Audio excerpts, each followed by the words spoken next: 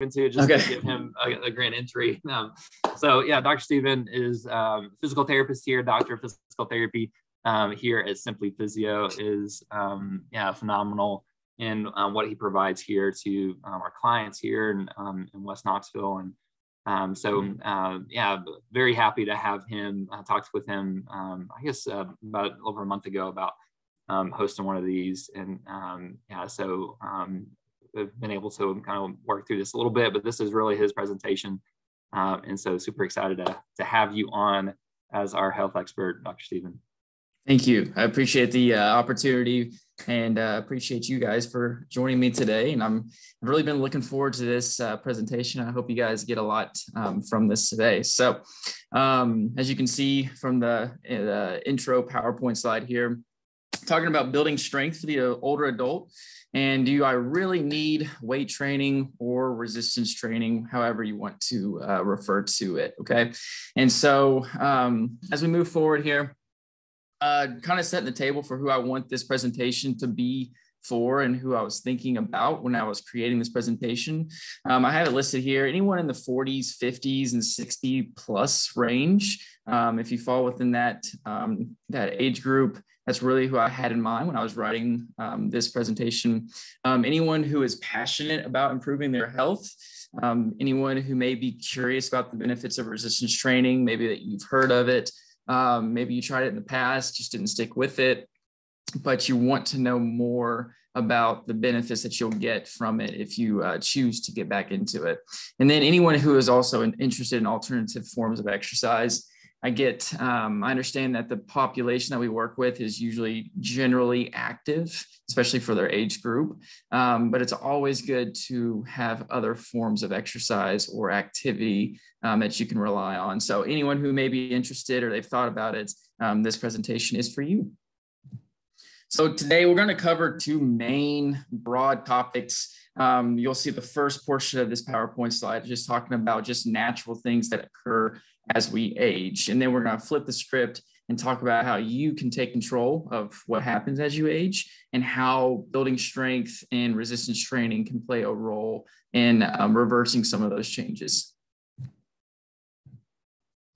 Alrighty, so with that being said, what we're going to mainly talk about today are four big areas. There's more than four areas that we could talk about that the changes that occur as we age, but this is kind of what I broke it down as what's most important for me to talk about. And I feel like how strength training and building strength can positively impact all of these areas. So we're going to first talk about muscle mass, then jump to body composition and bone density, balance, and then the lifespan / quality of life. And then, like I said, discuss how resistance training can positively impact all of these areas.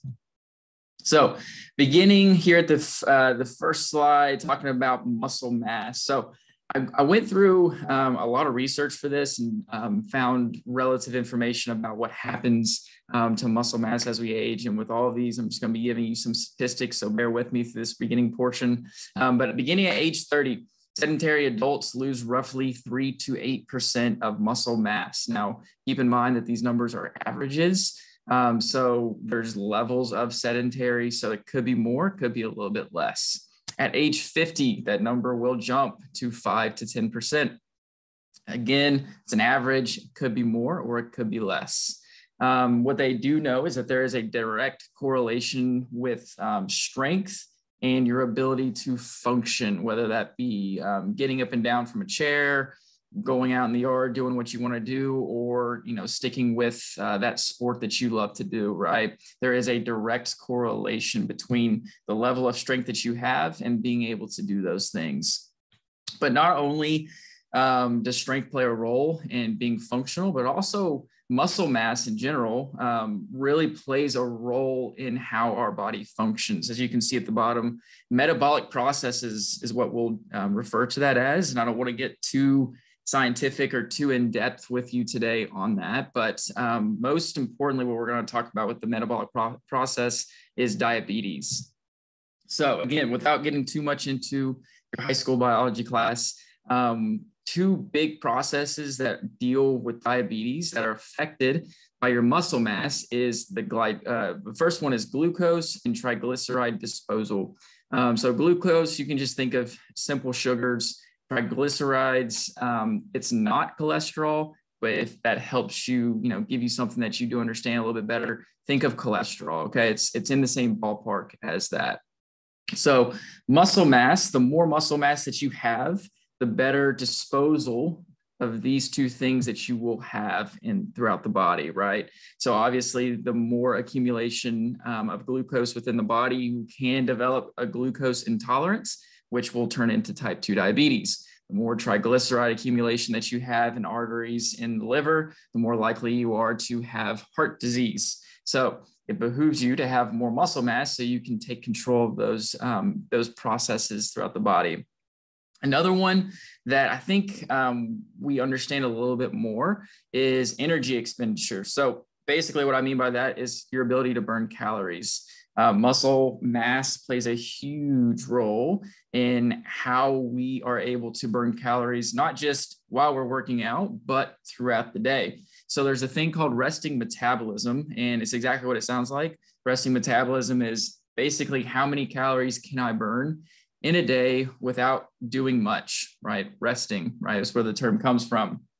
So everyone has a set resting metabolism. It differs by age, but you can assume, the younger population on average, you can burn close to 15 to 2,000 calories, 1,500 to 2,000 calories a day without doing anything. And that number will decrease as you age. So the more muscle mass you have, the more calories you can burn without having to really do much. And one thing that accounts for accumulating weight as we age is we lose that muscle mass. So you can see there that 60 to 70% of your daily calorie use comes from how much muscle you have. So as we lose that when we age, we're more prone to gain weight.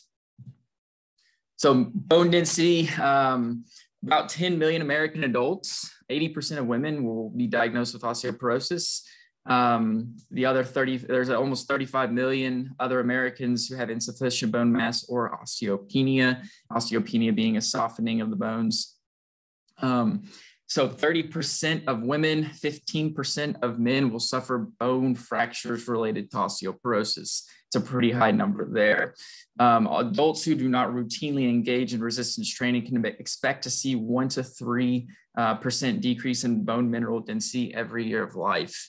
So think about the spectrum of that, right? So starting at age 60 up to age 70, you could possibly see a maximum of 30% decrease in bone mineral density if you're not actively engaging in some type of resistance training. 30% is a huge, huge number. Now, I made a note there at the bottom. We all know someone who has fractured a hip. Usually, the older years in life, that's not a good prognosis of health once that happens. Usually deconditioning sets in, it's harder to recover from that, it's harder to be mobile, and a lot of things are set in motion from those hip fractures. So definitely something that we want to avoid. Aging and balance. Without getting into too much detail about balance, because it is a very complex system, strength is a part of that system. So, and interestingly enough, this is always shocking to me, it's actually falls are some of the leading causes of death in older populations. 50% of those older adults who fall will be discharged to a nursing home. The falls that don't result in injuries or having to be admitted into a nursing home will lead to some type of deconditioning or fear of falling in the future. Fear of falling can sometimes be just as debilitating as falling and hurting something or falling and fracturing something. You're just, that fear constantly holds you back from being who you want to be. Roughly a third of individuals over the age of 65 will fall in the next year, which is staggering. So just based on these statistics above that, a high percentage of people will be admitted to a nursing home next year due to falls.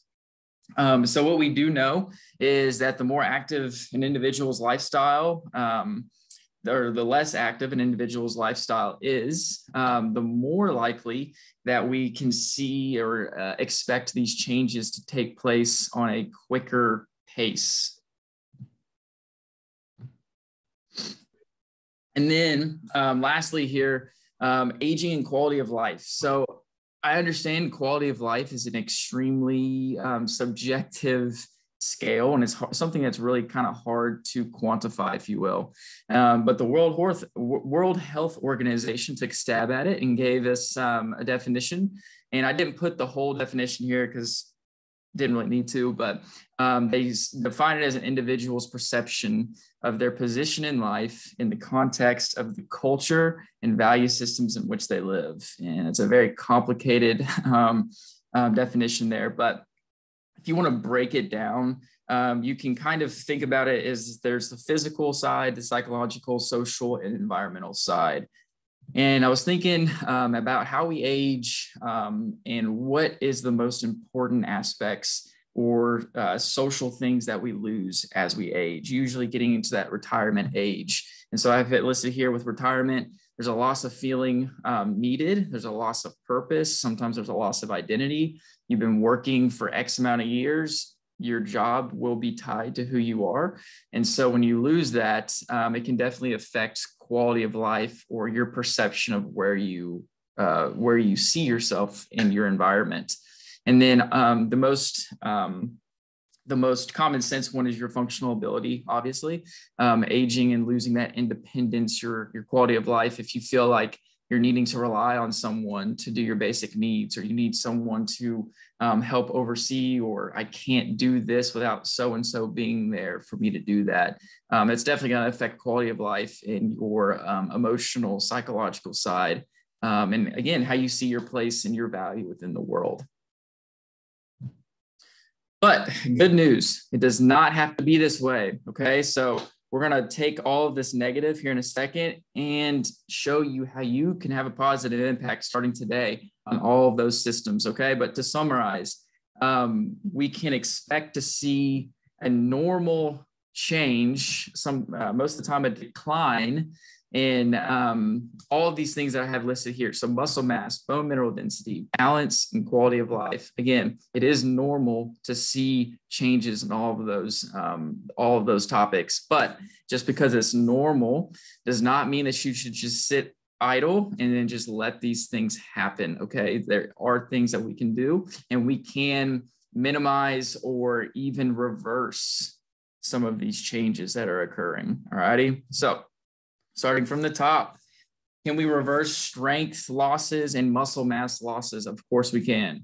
So the ACSM, American College of Sports and Medicine, they did a lot of studies on this idea. And what they came out was, you can counteract muscle mass losses in as little as 12 to 20 exercise sessions, going for 2 to 3 times a week, which really is not that much. I didn't go into significant detail with the study as far as like the time that they took for each training session, or go directly into what types of exercise they were doing. But just if you take it this at what it is, it does not take long. That's the whole goal here. It does not take long to start seeing those changes. 12 to 20 sessions, 2 to 3 times a week. That's less than half a year. You can start to see those changes in muscle mass. The same study also, made the same point we talked about earlier. Increased strength usually means increased functional ability, which is a win-win. One really cool statistic from this study that I was looking at was they took a group of older adults. The average age was 89 years old, which is, I can guarantee you, is more than most of the people watching this presentation right now. So 89 years old, they did 14 weeks of strength training twice a week, and the average increase of strength was 60%, which is extremely significant. A little caveat with this number, though, it will differ, obviously, based on the person's experience prior to initiating an exercise program. So I kind of equate that to weight loss, right? So if you have 100 pounds to lose, you're going to see a lot of weight loss quick. If you're closer to your goal and you only need to get 5 pounds gone, it's going to take a little bit longer to see that improvement. So if you're a little bit more deconditioned, you can expect to see these types of increases in muscle mass and strength. We talked about type 2 diabetes. So thinking back to that slide, not only is it a great way to prevent it, but it is actually one of the main recommendations for treating diabetes or type 2 diabetes and managing type 2 diabetes. There's also studies coming out really recently where they're doing studies where if you're close to the cutoff with your A1C levels, that you can actually reverse it, which is extremely cool. So not having to rely on insulin and other medications, but actually changing your type 2 diabetes diagnosis, which is really cool. So keep an eye on that and stay in the loop on that. Improving your balance. So yeah, why is it that, whenever adults turn 65 years old, at least 30% will see at least one fall per year? Why is that? Well, according to research, lack of muscle for postural control was one of the most common themes when it comes to falls. If you look at how muscle mass, or just muscle in general, what it's made up of, there's two common types of fibers, type 1, type 2. Type 2, if you think about the Olympics are going on right now, so think about those Olympic athletes like the sprinters or the high jumpers. Those types of athletes are high in type 2 fibers. There's fast twitch fibers, the ones that you need to be explosive, to be quick, to make those quick movements. As we age, those type 2 fibers just start to be lost much quicker than the type 1. Type 1 being those fibers that help you do those long endurance. Think of a marathon runner. They're very high in those type 1 fibers because they need that longevity. But like I said, as we age, we lose the type 2 fibers. Why is that important? Well, I think everybody who's watching this has fallen at least once. And what you need is quick timing or quick reaction times whenever you're falling. You need that foot to be quickly to get out in front of you to support yourself to prevent that fall. You need that quick reaction time to reach out for a counter, or even make that small postural adjustment where you don't need to step out or reach out to catch yourself. So the more muscle mass you have, the higher ability you will to maintain those type 2 fibers. Next time, the next presentation I get into, we'll get into types of resistance training. So how you train also has a good influence on what type of muscle fiber you can expect to have.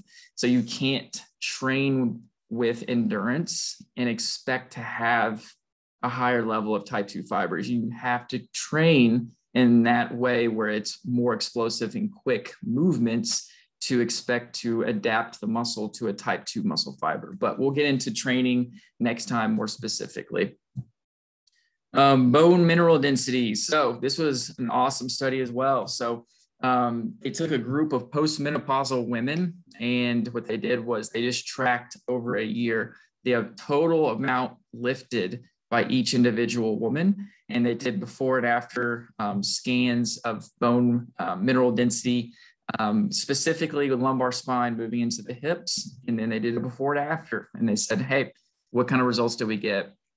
The biggest improvement was total bone mineral density, so full body, and then in the hips was the biggest improvement. And I think one of the big takeaways from this too is that it is a longevity thing for increasing bone mineral density. You can't do this for a couple times, do it for a month, 2 months, and expect to get those long-lasting results. It took that full year to really see those the full benefits of resistance training and have that correlation to increased bone mineral density, which also the fact that we're getting such good benefits in the hips helps decrease the risk of fracturing a hip as we age and having those falls, or if we did have that fall, fracturing hip, it helps prevent that and increase that quality of life and longevity. Speaking of healthy life years, that's kind of how I like to describe this next topic, right? So healthy life years is in a sense described as independence that you can maintain until death. Okay. So would you rather extend your life out, but at age 70 have to be in a nursing home? Or would you rather extend that life to 90 years old and be independent up until 89 years old? I think we all would agree that we would like to continue to maintain that independence up until that very last moment. So that is described as healthy life years. Whenever we refer to resistance training, or really just exercise in general, what they've come to find is that you can't necessarily project increasing lifespan because there's just a multitude of factors that play a role. Genetics is the biggest one, right? You can't control things like cancer, right? You just can't account for it, but you can improve those healthy life years, right? The time that you're functional and able to maintain that independence up until your final moments, which is, I think, what's most important. It does also help just exercise in general, but specifically strength training, lowering the comorbidities that do account for those cancers, though. So in some roundabout way, you are affecting some of those genetic components, but there is a lot that is kind of out of our control. The main goal, though, is to extend those healthy life years. That last little note that I put down the bottom there too, going back to the quality of life, and as we age, losing that sense of community and identity. I really find that doing a good, well-rounded program for resistance training is allowing you to set goals, having a sense of accomplishment when you meet those goals, as well as surround yourself with a community of individuals who are there beside you and want you to help maintain or reach those goals and encourage you. I think it's a really good replacement. A lot of people that we work with, they're part of pickleball communities, or, they play golf, tennis. They have those communities that they engage with.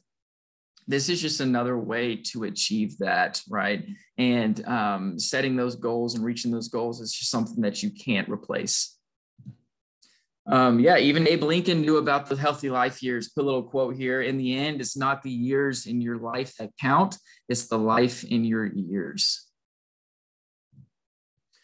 Some common misconceptions, and these are just things that I've heard through my years of practice with individuals, and this conversation will come up, especially, towards when we're getting out of the pain and we're talking about maintenance, right? Hey, what kind of exercise do you engage in? Do you do any types of resistance training? These are some of the answers that I've gotten in the past. And the ones that I've bolded are the ones that I wanted to hit most on with this PowerPoint slide. So the one, that I could speak to is I do other types of exercises. I don't need this too. And I see where the individual may be coming from with this. In their mind, maybe all exercise is equal. And if you didn't know any better, you might think that that's accurate, right? I'm doing exercise. I just need to exercise. But whenever it comes to resistance training and building muscle or muscle mass, that's not the case, right? And the big difference is maintaining functionality throughout your life. Let's take running, for instance. Running is great. You're gonna, improve the condition of your heart. You're gonna be able to improve, how much oxygen you can uptake to do a specific task. But as you age, the kind of shape that you're in is not gonna be correlating to the kind of function that you can maintain. Meaning, running and just doing running alone is not going to make you be able to get up out of your chair whenever you're starting to age, because that's a strength activity. You have to strength train, or you need to practice and get stronger in those activities that you will still be doing even whenever you're up into your 80s and 90s, right? And so to get that, you have to do some type of overloading.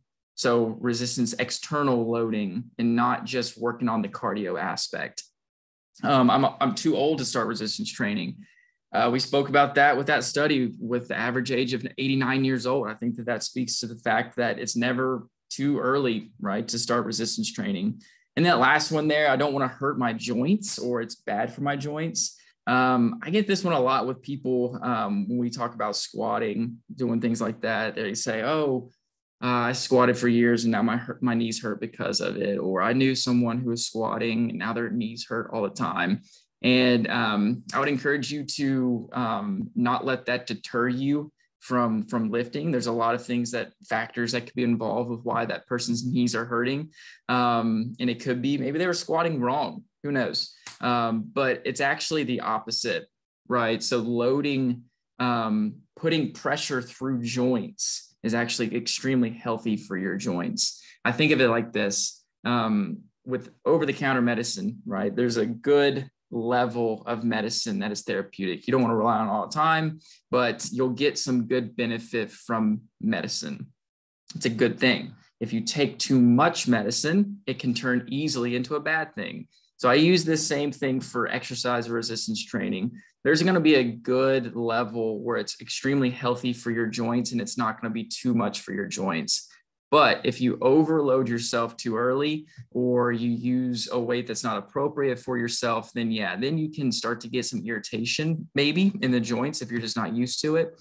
But if you're doing it smart and you're training well, and you know what your body can tolerate, there's a very good, healthy area for you to train, which actually be very healthy for your joints. So at this point in the presentation, we've kind of gone through, what happens as we age and how you can take control of it, and you can start to reverse or minimize some of these changes.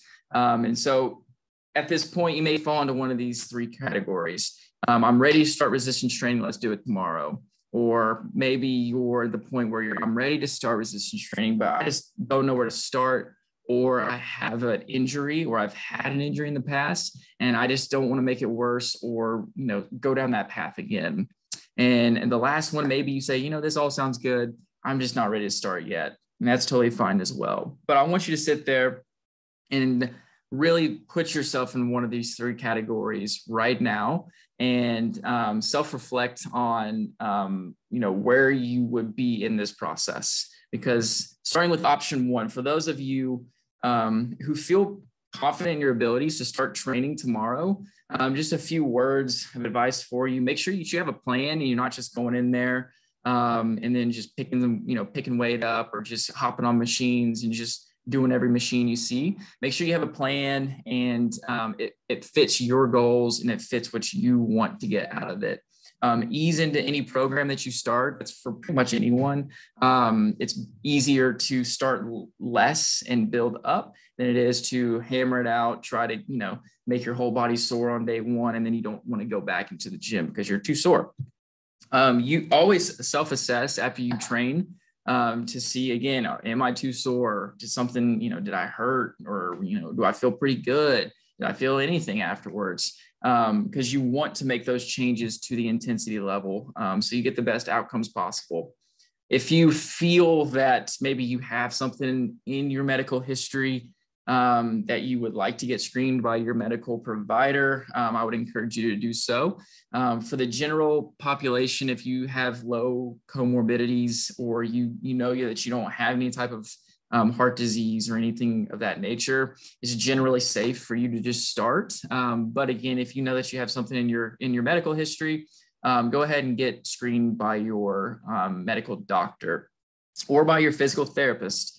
We talked about maybe you have an injury in the past, or you feel my shoulder just isn't right. I want to make sure I'm appropriate for this type of exercise before I do it. Get screened by your physical therapist. You can come see us. We do injury screenings all the time and can look at that for you. Most importantly, though, just be smart. I like to think of, the higher level exercises and think to myself, is the risk worth the reward with some things, or can I do this in a different way and still get the outcome that I want? So just be smart about what you do, but yeah. This is something that you're looking at doing and wanting to start today. These are two businesses that we work closely together with, Fitness Together being the first one listed there. You can work one-on-one with a personal trainer. It's all personalized sessions. I put Andrew Henderson's contact information there for you. Reach out to him. He'll get you set up with someone who fits your exact needs, and they will take care of you. And then Jazzercise, Campbell Station, really cool community of people who exercise together and can help you along your fitness journey and give you that sense of community. So option two, So for those who, this is something that you need to do, that this is something that you want to do, but just, maybe you just don't know where to go next. Come by, see us. We can always do an injury screen for you if that's something that you're worried about, or just talk about your different types of options that may be best for you and point you in the right direction. If not, work with you to treat something that we need to resolve before you jump into a program. So in conclusion here, the main objective for this presentation, as Dr. John Mark mentioned earlier, this is not to prescribe or even give you direct medical advice, but I just want you to be aware of the types of exercises that are out there for you. And I want to challenge each one of you who end up watching and listening to this, that you may be doing everything that you think you should be doing in regards to your health, but you can always improve. And that's everyone. That's myself. I can always improve, and I can always do something different, or I can always do something better. So I just like to challenge you self-reflect on your fitness journey or your health journey and see if there's anything else that you can add and make that decision for yourself. So next time, again, Dr. John Mark mentioned this earlier, 2 weeks, I believe, from today, I'm going to be doing a part 2. So today was just talking about, again, the changes that occur with aging and how resistance training could impact those changes. The next time, we're going to actually talk about creating an exercise program. Okay. It's going to be an overview. I'm not going to bore everyone with the details of what would go into creating an exercise program. But for those who are just getting started, novices, don't really know where to go or how to start, this would be an excellent presentation for you guys. So be on the lookout for that. It's going to have exercises that you can do in the gym as well as on your own at home. So I look forward to it. I'm already putting it together for you guys. And I'm really excited about that. So do you, anybody have any questions for me? Let me see if I can pull up this chat bar here.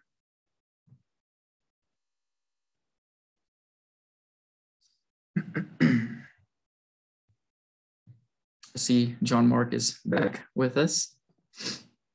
I am. Well, guys, if thank you, Diane. Thank you, Diane. Very good presentation, Dr. Steven. So if you guys, if anybody has either watching this live or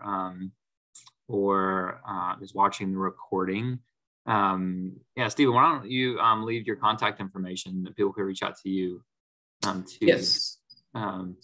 Yes. So my email would be Stephen, so STEPHEN at simplypt.co. So it's Stephen at simplypt.co. Yeah, so if you guys have any questions for him too, if you're watching the recording, our phone number here at the clinic is 865-351-0615. So you can feel free to reach out by phone or text too if you have any other questions in regards to what Dr. Steven was talking about as far as the importance of strength training for longevity and for your health and quality of life. Thanks so much for bringing some awesome information to us, Dr. Steven. Yeah, thanks for letting me do it. Yeah, man. So you guys join us. The next episode will be in 2 weeks, like you said, and this will be also available to. We're making both of these available to the general public. So feel free if you're watching this recording or you want to share it, the next one with a friend. Then feel free to share as well. So we want to provide the most helpful information for people to really get healthy, stay healthy, encourage health and then healthy habits the best that we can. So Happy to do that. Thanks again for joining us, guys, and we'll see you next time.